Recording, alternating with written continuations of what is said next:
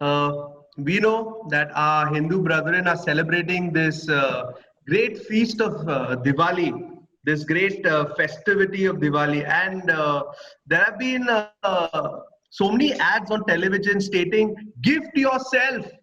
No, you have done so much hard work in the lockdown. You have taken care of your father, helped him to lose his weight. You have taken care of your sister. You have helped your sister to become an influencer. So many ads going on television. And the thing is that gift yourself. But to gift yourself, you need to have cash. You need to have an income. We know the situation of our country. Our country, so many people have lost their jobs. And on top of that, we had this whole episode, this whole adventure, wherein there were so many migrants because of the lockdown. They had lost their jobs and they had lost their livelihood. They had lost their homes. They couldn't pay the rent, and they had to walk back home to their villages. And many of them even gave up their lives. We heard of those migrants who were walking by the railway tracks and then did not realize the train coming and were crushed by the train. So many people were in accidents. So many people died of tiredness. So many people were hungry. To my youngsters, there is this one question. Tomorrow, the church commemorates a special day. Does anyone know what is tomorrow all about? The church commemorates a special day tomorrow. Do we know something about that day? Does anyone have any idea? If you cannot think and rack your brains, then I guess you try Google. Something to do What with is tomorrow? migrants. Hello, I yes, already yes. answer. Hi. For the World Day of the Poor. Correct. Crystal, you're reading Satish's chat. I caught you. No, I just give a guess. I just give a guess. Okay. Tomorrow is the World Day of the Poor. The church commemorates the World Day of the Poor.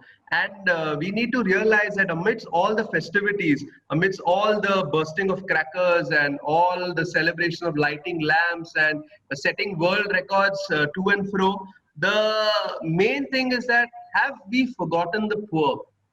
Have we given up on the poor? Have we those who have no means of survival, those who are poor, have we not taken them into consideration? Today, we shall focus our attention on the poor, on the forgotten, on the downtrodden, those who have no means to sustain their livelihood. And the church reminds us that it is our moral obligation to take care of the poor. And I guess in this crisis time, we should not be sort of divisive on the basis of caste, culture, creed. And I think we should do something with regards to alleviating the problem of the poor. I request Father Leon Cruz to introduce our guest speaker for the day, who can give us a direction, who can help us understand and guide us through this journey of us helping the poor. For the Cletus, Yes, good evening. your video is not yet on. Yes, I can see all. Okay, there's a little technical snag. I was trying. I can't control plus alternate plus V is not mobile. So I think short people have to be heard, not seen. So let it be. I'll speak it out. Okay. Is that fine, Leon? Yeah, fine, Father. I'll just introduce you first. So Yes. we have the first speaker, Father Cletus, with us. He's a Salesian priest from Sacred Heart Parish, Yerwada, Pune. And he's also professor of catechetics in JDV, the theology house in Pune, and the theology college in Pune. And also he's pursuing his PhD in JDV. Father Cletus, you can introduce the topic to us, the main talk for today. Yeah. Okay. Thank you, Leon. Thank you, one and all. It was great being invited to have tea with all of you. Unfortunately, you'll have to have the tea without my visual, but I hope it does not detract you from the content that I want to share. Well, this beautiful message from Pope Francis, that will be the core of the teaching that I will be sharing with you in the next 12 minutes has been instructed to me by Father Leon. Very obediently, I will do what he has asked me to do. This message for the World Day of the Poor, which is tomorrow, as you all have very rightly pointed out, is coming to us already from the 13th of June 2020 by Pope Francis. And it begins with this scriptural quotation from the book of Sirach: stretch forth your hand to the poor. Beautiful words. Inviting us to be careful of this indifference, the key word that you'll find often in this message, indifference, which is a kind of a cancer in our society today. And therefore we are invited, because of the widespread indifference that is prevalent in our world today, we are invited to stretch forth our hands to the poor. And therefore the sage from the book of Sirach, 200 years before Christ, is inviting us with these beautiful words. Because at that time too, poverty was rampant because of foreign domination. But in faith, the sage turns towards God. And the book of Sirach says he trusts in God. And that's the opening stanza, as it were, you may say, or the verse that the book of Sirach invites us. And in this message of the Pope, there it stands out loud and clear. Stretch forth your hand to the poor in faith. In these testing times, in these challenging times, we are called to be men and women of faith, with not secret seven, not SS, but with solidarity and service. Two key words that the Holy Father invites us to be one with the poor in solidarity and in service. The Pope says that we must be with the poor not as an excuse, as it were, and they're not merely excuses to neglect the poor, but to be one with the poor. And therefore, key words, solidarity and service. This message is indeed timely. From the book of Sirach to our times, it is so apt, it is so appropriate, it is so timely, it is so relevant, because we tend to be victims of a me first, like the three people who went to the party, I, me, and myself. I had the sandwiches, myself had the tea. A selfie culture, which is perhaps bringing in very subtly a selfish culture. And in the wake of this selfie promoting kind of a culture, we are invited to be persons of commitment, that the poor are always with us, as John 12:8 will tell us. And therefore, Don Bosco would tell us, mainly to his benefactors, that reaching out to the poor is actually their way to heaven. And therefore, we at this particular juncture in the history of the world, realizing what we are facing, realizing what we are surrounded by, we need to realize that commitment on our part is what is called for. And therefore, we have to encounter the poor. These are the words of the Holy Father to us, with our thinking caps. Let's put on our thinking caps, and I'll offer you a triad: share, care, and pray.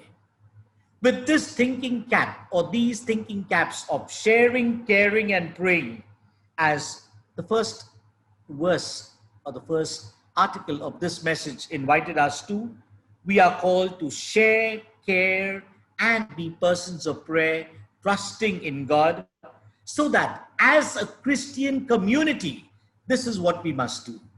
We must care, we must share, and we must be persons of prayer, so that we can grow to be a voice for the voiceless.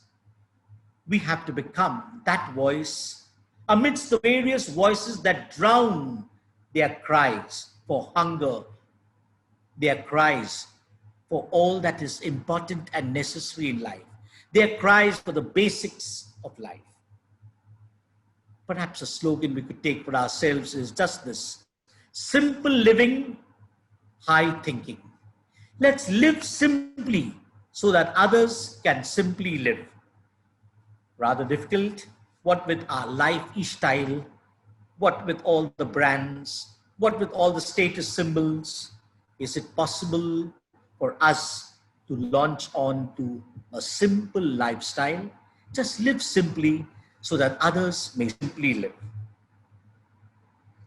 Are we able to stretch forth our hands? The Holy Father invites us to now.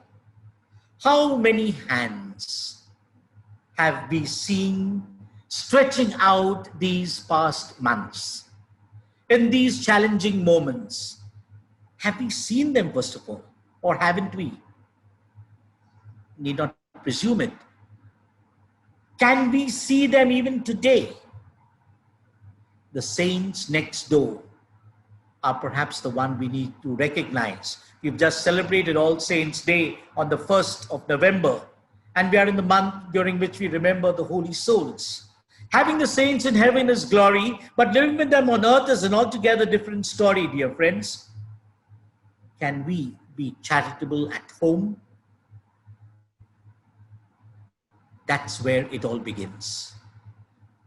We can be fantastic at the diocesan level. We can be fantastic at the province level as Salesian. We can be fantastic at international levels. But at home, aren't we sometimes those devils whom the family members say, oh, this one is doing this there, that there, that there, that there. But at home, shaitan, hardly able to do anything.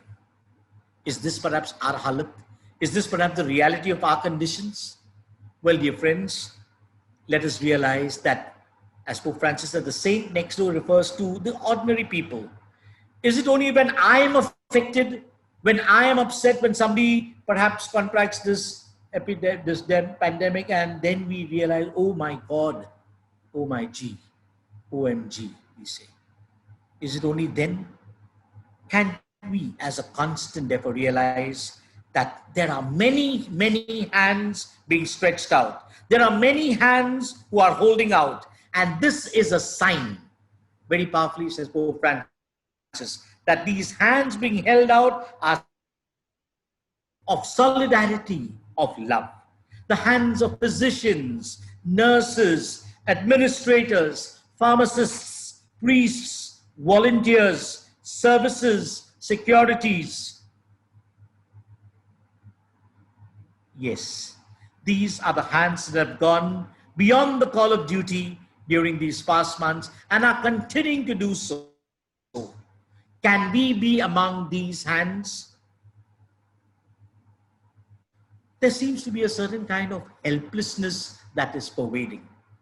We are aware that the poor are around us. There seems to be a lack of jobs for so many. In this scenario, in these conditions, it is important that we, as disciples of Jesus, keep to the simple. As I said earlier, live simply so that others might simply live. Let's be satisfied with the basics. And that's what we have learned perhaps in these months. We don't need McDonald's. We don't need Domino's pizzas. We don't need Joshi Vade Wale or Panvel Vada Pav or whichever part you allow in at this moment.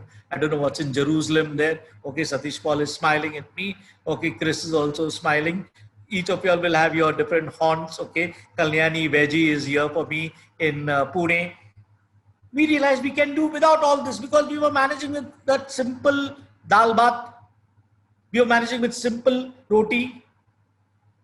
We were managing and managing well, and we have survived. We have come through the ordeal, as it were. We hope it's behind us. What cannot be cured must be endured. We are living with it, yes. And therefore, in this scenario, we realize we can and need to manage with the essentials, the basics. And therefore, that beautiful song, hold out your hand to one another, reach out and take the hand in yours. Someone near you now needs what you alone can give, so reach out and give someone your love. Without junk food, we can manage life. Without fizzes and fuzzes, we can manage life. In a shared responsibility. That's a key word, dear friends. We need to take to heart because Pope Francis is inviting us to stretch forth our hand to the poor as a summons, to sympathize with the sorrowing, to visit those who need a visit. may say, oh my God, we are told to keep safe distance. Yes, Surakshita Theva, keep safe distance as they ride behind the vehicles. But as Pope Francis says, many have taken the risk. Many have gone on undaunted. Yes, our lives are fragile, we realize at this juncture with all this. But let's not go ahead with our hands in our pockets. Let us stretch forth our hands. Yes, the hands in our pockets remind me of these students of philosophy, are some of them on view here. The unmoved movers, unperturbed by whatever is happening around. We are locked in our citadels. We are locked in our cozy comfort zones. We need to move our hands. We need to stretch forth their hands, not on computer keys, as Pope Francis says, not for weapons or to sign deals for money or for wars, but as the hymn goes, Lord, make me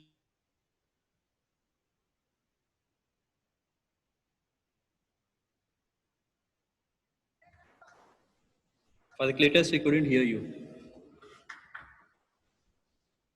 We cannot hear you. Okay, can you hear me now? Yeah. Okay. Yes. And dear friends, as we come to the end of this little sharing about the Holy Father, inviting us to remember our end. There was that beautiful phrase in Sirach 7:36. Remember your end. Person, remember your last days and you will not sin. We need to keep that in mind with a project and a process, because this is what our life is. Let's journey through our life with a project in mind, and the process is the steps along the way. And as we journey along this way, we turn to Mary, the mother of the poor. We turn and look up to Mary at the visitation, who reached out to her cousin Elizabeth in need. You and I, like Mary, who had to allow Jesus with her poverty to be born in a stable, who had to flee to Egypt, the plight of the migrants, the marginalized. She was a refugee in a foreign land. She understands the plight of the poor. And on this Saturday of the month, we also turn to her from our various locations. We turn to her so that she will help us comprehend that you and I need to be visitors to those who need a visit. You and I need, whenever we pray the second joyful mystery of visitation, to reach out like Mary to all those who need a helping hand in moments of difficulty, in challenging moments like this, with a project in hand, with a process in mind. And therefore, dear friends, as I conclude my little sharing with you, let me conclude with the words of our very own Mahatma Gandhi, who said, there is enough in the world for everyone's need, but just not enough for a single person's greed. Yes, let's realize that poverty is not created by God. It is created by us when we don't share what we have. Let's pray that when we help the poor, we will leave the camera at home, and let's not abuse the poor for our showcasing our causes, exhibitionism of the worst kind. No one has ever been poor by giving. Let us realize that some of us are so poor that all that we have is money. That's indeed poverty of the worst kind. We cannot help everyone, dear friends, but everyone can help someone. Let me be that one. Let you and I be that one, because that one will go and make a difference in the world. Let's be mad, go on and make a difference. Thank you.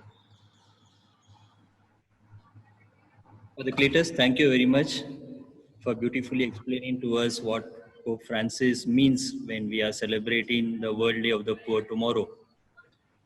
Now we have with us Chris Choker, who is going to give us his own inspiring story, because the youth inspiring story would make a big difference. About Chris, a little introduction. Chris is a social activist and he's also a stock trader. And he has been working for social causes for last 3 years now. He's part of this foundation called Foundation, that serves food to the underprivileged and cleans 9 beaches in Mumbai. Chris? Good evening, sir. Good evening. So I'm really happy to be here, and it's a really nice introduction that you all have given me, and it's an honor that you all consider my story as inspiring. So on this eve of World Day of the Poor, I would like to start with a few data that I have, which we've been working on since the past 3 years. So in India, almost 40% of the children under 5 are malnourished. Almost around 1.70 million children die every year out of malnourishment. And looking at these data, we must be thinking that yeah, India doesn't have enough food. There's no enough agriculture happening. There's not enough food grains that are being growing. But no, we are very wrong when we think like that, because the data says that India wastes twice as much as food as much as UK consumes in a year. So do you understand that the problem is not in the scarcity?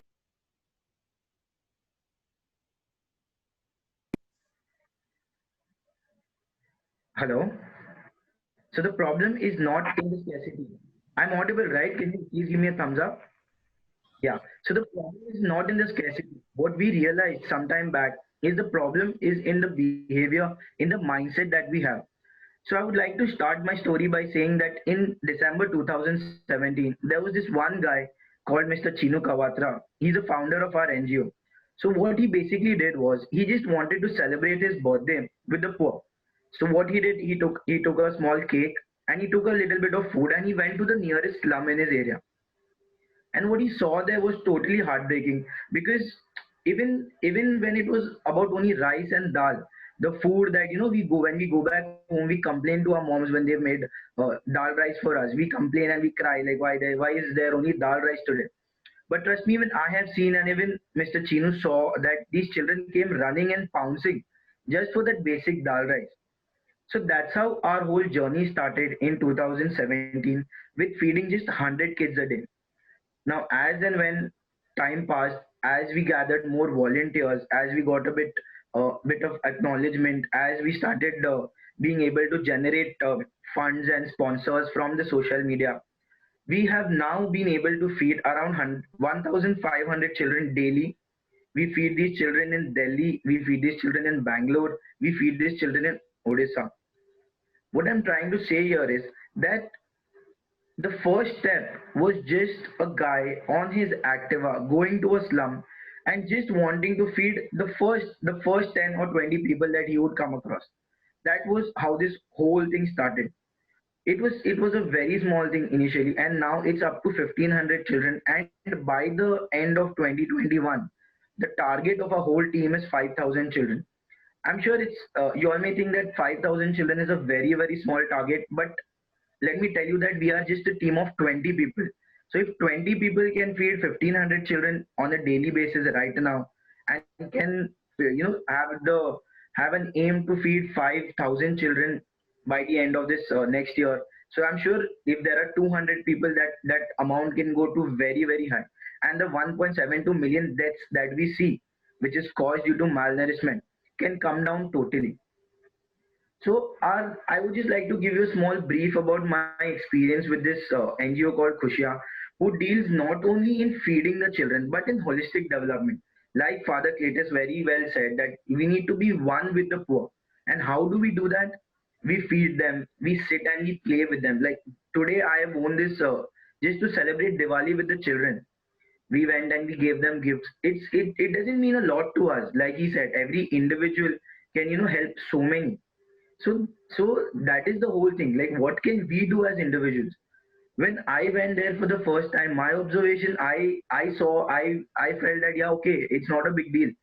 I'm going, I'll be feeding these people, and I'll be coming back home.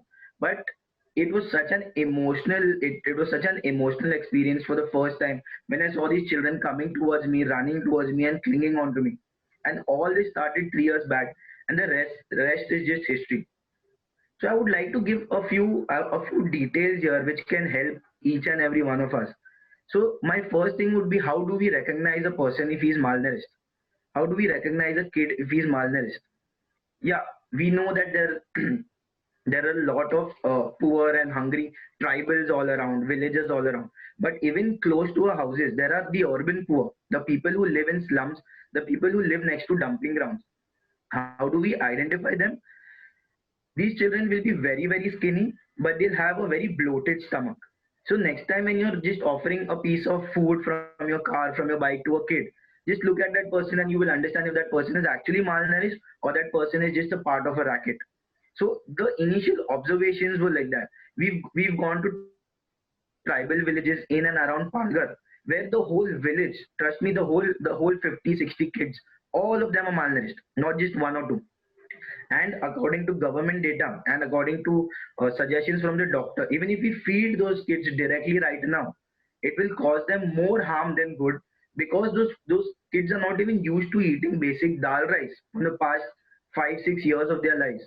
So even if we give them basic dal rice, what will happen to them is that they will have some negative effect on them. So even that we have to start with medications and small things and slowly things. What another experience that I've noticed is that when we started feeding the children on an individual basis, there are a lot of people, a lot of elements in the society who tried to stop us by saying that you all are making them lazy. If you all start feeding the children, the parents will stop working. I understand all of those things, but what is the fault of these children? A child is a child, right? If we take really good care and we pamper our own child at home, why is it that we can just ignore a child who is walking in a slum? They may be very abusive, they may be very rude, they may be very arrogant, but that's what they've learned from their society, that's what they've learned from their parents. It's not their fault, whatever it is. To sum this whole thing up, I just feel that there are these few tips that I would literally request you all to follow.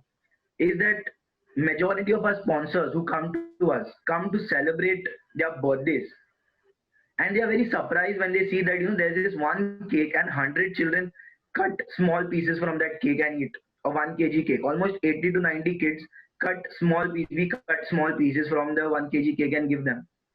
And what do we do at our homes? As soon as someone cuts the cake, don't we just rub it on each other's faces? Don't we just throw it all around? That is something that we can avoid. That is something we can avoid on an individual basis. There are so many places where we go out to eat and there are parcels of food that can be taken instead of just throwing it away. There are so many small things. We can just go to the neighborhood slum and just celebrate our small birthday there.